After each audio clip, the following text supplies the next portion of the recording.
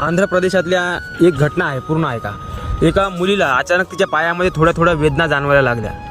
मग त्याच्या बापाला असं वाटलं व हाय थोडा मस्क्युलर पेन, त्यानं त्याला झंडूबाम वगैरे अशा गोष्टी लावून तो पेन काही नाही असं समजलं।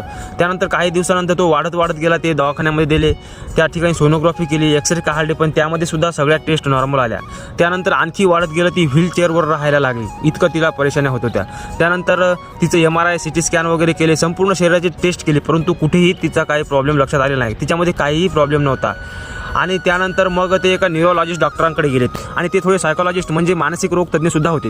त्यांनी जेव्हा तिची पूर्ण हिस्ट्री वगैरे जाणून घेतली, तेव्हा त्यांच्या लक्षात असं आलं की ती मुलगी थोडी दिसायला सुंदर नव्हती, थोडीशी तिचं वजन वाढलं होतं, जरा स्थूलता आली होती। त्यामुळे तिला शाळेतले जे मुलं होते ते तिला जाडी म्हणून अशी हिनवायचे, तिला कुरूप समजायचे, त्यामुळे तिचा स्वतःला प्रचंड अपमान वाटायचा आणि ती स्वतःचाच राग करू लागली। तिला असं वाटत होतं की मी कुठेही बाहेर फिरायला जाऊ नये, घरातच राहावं। मग शरीराने अशी परिस्थिती आणली की तिला घरातच ठेवण्यासाठी अत्यावश्यक त्या सर्व गोष्टी शरीराने घडवून आणल्या, त्यामुळे तिचे पाय दुखायला लागले आणि ती घरातच राहायला लागली।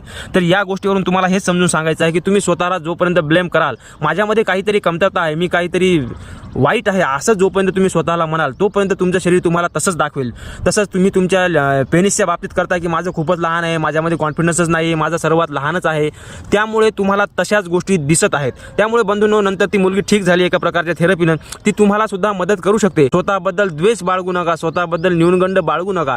तुम्हाला भगवंताने सर्वोत्तम, सर्वोत्कृष्ट आणि सर्वात चांगलं बनवलेलं आहे, यावरती विश्वास ठेवा आणि आनंदी आयुष्य जगा।